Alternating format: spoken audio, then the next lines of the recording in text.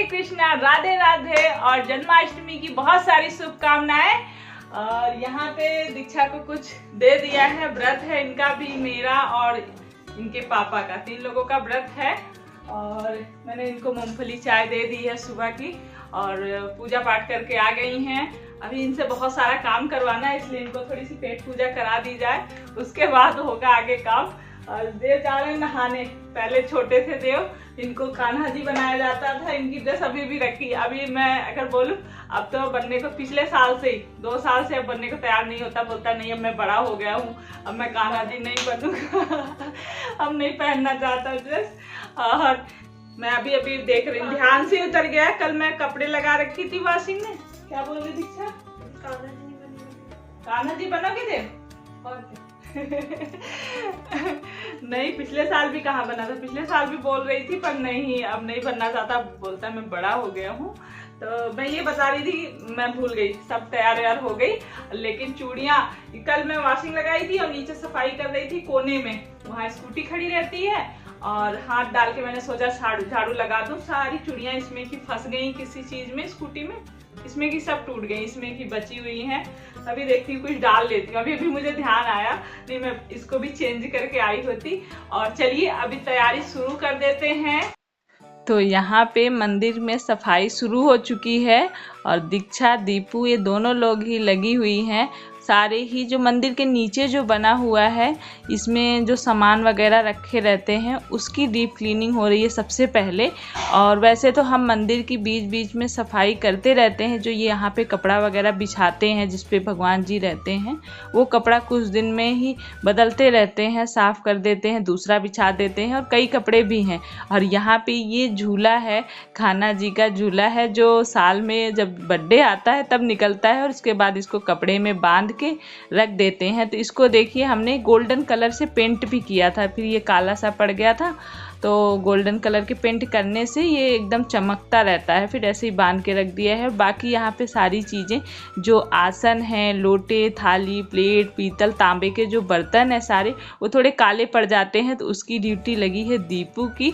दीपू सारे बर्तनों को पीताम्बरी से घिस रही हैं और काफ़ी टाइम लग गया था, लेकिन एकदम से चमका दिया था सारे ही बर्तन को, आसन को, सबको दीपू ने एकदम साफ कर दिया था। और यहाँ पे नीचे जब डीप क्लीनिंग हो गई नीचे बिठा दिया, सारे सामान वगैरह रख दिए, तब ऊपर की सफाई कर रहे हैं। ऊपर भगवान जी को यहाँ साइड में चौकी पे रख के और वो कपड़े वगैरह हटा के, तो कपड़े के नीचे पेपर भी डाल रखा है। कभी कभी गलती से दीपक जैसे गिर उड़ जाता है, तेल वगैरह, तो नीचे पेपर है, उसके ऊपर कपड़ा है और कपड़े के ऊपर बिछा के अब भगवान जी को आसन बिछाएंगे। और वो लोग लगी ही थी काफ़ी देर, क्योंकि दोनों लोग, दीक्षा दीपू दोनों ही लोग काफ़ी देर करी। तो मैं कल कपड़े जब धुली थी तो शाम को प्रेस नहीं कर पाई थी और रख दिया था कपड़ों को, जितने थे फोल्ड करके रखने वाले वो तो रख दिए थे, पर प्रेस करने वाले साइड में रखे हुए थे। तो मैंने कहा चलो मैं कपड़े ही प्रेस कर लेती हूँ जब तक वो लोग वहाँ लगी हुई हैं। तो यहाँ पे उसके बाद में कपड़े वगैरह प्रेस कर लिए वो लोग बहुत देर, क्योंकि जितने कपड़े वगैरह मंदिर से निकले थे उनकी भी सबकी धुलाई, भगवान जी की चुनरी वगैरह, माता रानी की चुनरी जितनी भी उड़ा रखी थी सब निकाल के धुल के काफ़ी टाइम लग गया था दोनों लोगों को। तो मैंने कहा चलो व्रत है, तो मैंने फिर साबूदाना बनाया था, थोड़ा सा साबूदाना, और बगल में ये दूध बॉयल कर दिया है।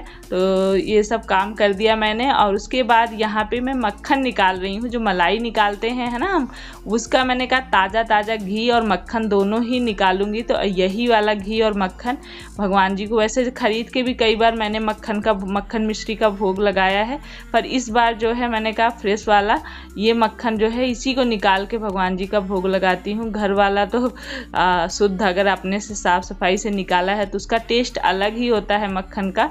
तो बस यहाँ पे मक्खन निकाल लिया है और इसका घी भी निकाल लूँगी, और थोड़ा सा कटोरी में मैंने साइड में रख दिया है मक्खन को।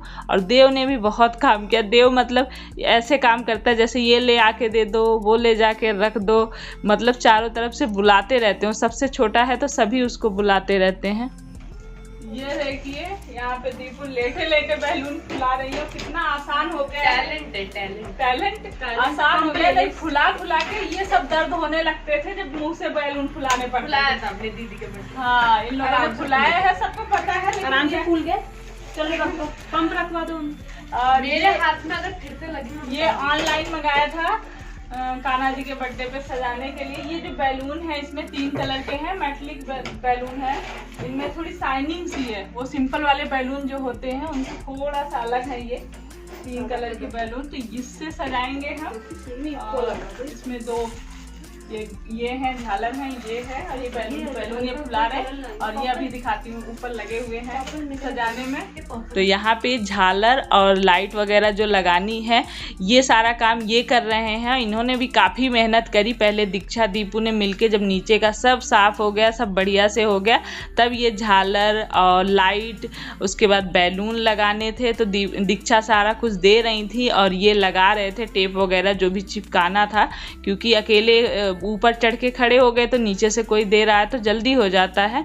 तो बस यहाँ पे उसके बाद में लाइटिंग वगैरह वो लगा रहे हैं। फिर ये जो झूलना है, सॉरी जो झूला है भगवान जी का, इसको भी थोड़ा सा सजाया जाएगा। इसमें मोर पंख, ये देखिए ऊपर छोटा सा मोर पंख लेके आई थी तो वो लगा दिया है। उसके बाद इसके बगल बगल से फूल और ये सारे रिबन्स वगैरह से सजाएंगे। और यहाँ दीपू ने बैलून सारे फुला लिए हैं। ये देखिए बैलून फुला के थक गई हैं, लेट गई हैं, बुक पढ़ रही हैं। अब मैं इसको बांधने वाला काम करूंगी।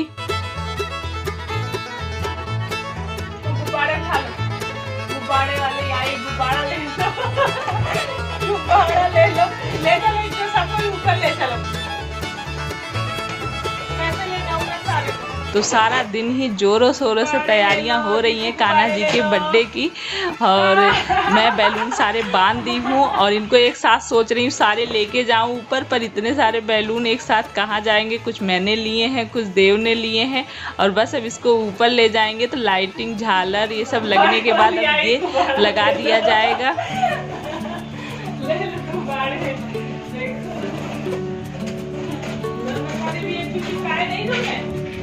सारे बांध दिए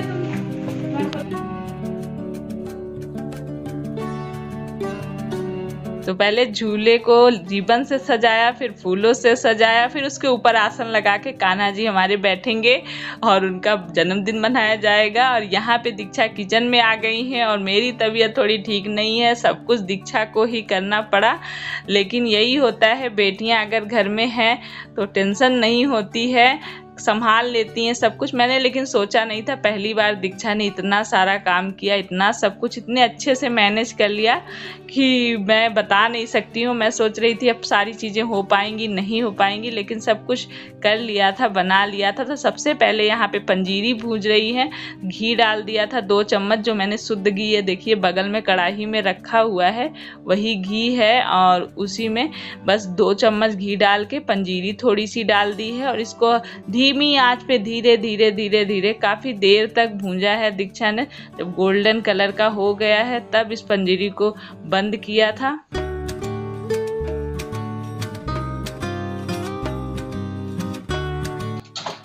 तो यहाँ पे पंजीरी बुझ गई और थक गई थी दीक्षा, इसलिए स्लेब पर ही गैस के बगल ही बैठ के काफ़ी देर, क्योंकि भूजा भी धीमी आंच पे।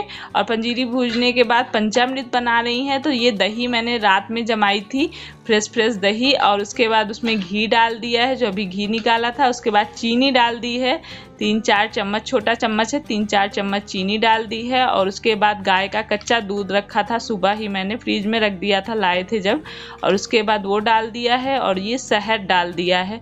तो ये चीज़ें 5 चीज़ें मिला के पंचामृत बनता है। उसके बाद ये पंचमेवा भी इसमें डाल रहे हैं, जो ड्राई फ्रूट होते हैं। तो 5 तरह के हैं, काजू, बादाम, किशमिश और थोड़ा सा मखाना और नारियल। तो ये सारी चीज़ें मिला के, और कान्हा जी के किसी भी प्रसाद में तुलसी का पत्ता ज़रूर रखते हैं, तो वही तुलसी का पत्ता लगा के उसको रख दिया है। उसके बाद ये पीसी हुई चीनी जो कि उसमें पंजीरी में मिला रहे हैं, और उसके बाद इसमें भी वही सारे ड्राई फ्रूट जो उसमें हमने डाले थे, तो इसीलिए ज़्यादा काट के रखे हैं कि जितने में भी डालना है 5 तरह के ड्राई फ्रूट सब में मिला देंगे। तो यहाँ पे पंजीरी मिला उला के सब बढ़िया से अब इसको भी रख देंगे। तो इसमें भी तुलसी का पत्ता लगा दिया लिया है और उसके बाद में अब फिर से दोबारा से घी डाला है। तो ये देखिए 2 चम्मच भर के घी डाले थे और उसके बाद इसमें बेसन अंदाज से ही, वैसे मैंने आप लोगों को पहले भी लड्डू के लिए रेसिपी बता रखी है। तो दीक्षा ऐसे पूछ रही थी तो मैं बताती जा रही थी अंदाज से ही। मैं भी बगल में साइड में खड़ी थी, भले बना नहीं रही थी पर सारी चीज़ें मैं इधर उधर घूम घूम के कभी ऊपर कभी नीचे कभी इधर कभी उधर देखना, बताना, करवाना, साथ में मतलब जो कुछ कर सकती थी कर देती थी, जो नहीं कर सकती थी देखती रहती थी। तो बस यहाँ पे भूज गया है, बेसन भी भूज लिया है। आधी कटोरी मेरे ख्याल से बेसन रहा होगा अंदाज से, कई बार गलत निकल जाती हैं। तो बस उसको थोड़ा थोड़ा पानी डाल के और ऐसे ही भूज लेना है। जब थोड़ा सा सुनहरा हो जाता है तो इससे दानेदार बनता है। बस ये देखिए भूज लिया है बेसन को और साथ में उधर खीर भी चढ़ा दी थी और इसमें बेसन में वही पीसी हुई चीनी मिला दी है और मिला के इसको लड्डू की तरह बस बांध के, ये देखिए कितने अच्छे बेसन के लड्डू बन गए। तो बनाते वक्त थोड़ा सा 1 चम्मच घी और डाला था। हम थोड़े कम अगर उसमें भूंजते हैं कम घी में और बाद में थोड़ा सा घी ऊपर से डाल के और लड्डू बना दीजिए। पीसी हुई चीनी या रवा भी डाल सकते हैं आप। तो यहाँ पे भजन और कीर्तन सुना जा रहा है, लेटे लेटे बज रहा है। मैं तो बस यहाँ पे मैंने जल्दी से गाने को बंद करा है, नहीं तो कॉपीराइट आ जाता। और पूरे दिन हमने भजन कीर्तन लगा के रखा था क्योंकि गा नहीं सकते, बैठ के कर नहीं सकते, तो सुन तो सकते हैं। तो बस लगा के सुनते रहे हैं और यहाँ पे खीर भी तैयार हो गई, लड्डू भी तैयार हो गए और बस अब पूड़ी बना लेगी तो बस प्रसाद बनने का सारा काम हो गया। आगे के काम मैं कुछ कर लूँगी। और बहुत लंबा वीडियो हो रहा है तो आधा आप कल के वीडियो में देखेंगे कैसी तैयारी हुई, कैसे हम लोग तैयार हुए, कैसे पूजा पाठ हुआ। तो नेक्स्ट वीडियो ब्लॉग में जरूर देखिएगा। तो चलिए तब तक के लिए अपना ख्याल रखिए, खुश रहिए। Love you all, take care, bye. और सब्सक्राइब नहीं किया है तो प्लीज़ सब्सक्राइब करिए, लाइक करिए, शेयर करिए। तो बाय बाय।